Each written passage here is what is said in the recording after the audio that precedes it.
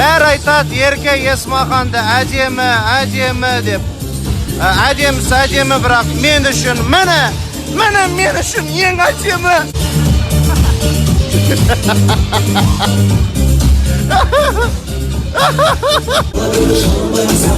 Негізі тамақ ішейін деп атқан.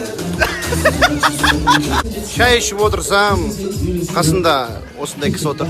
Оң қасында мынандай кісі отыр. Мықтылар отыр. Ойбай.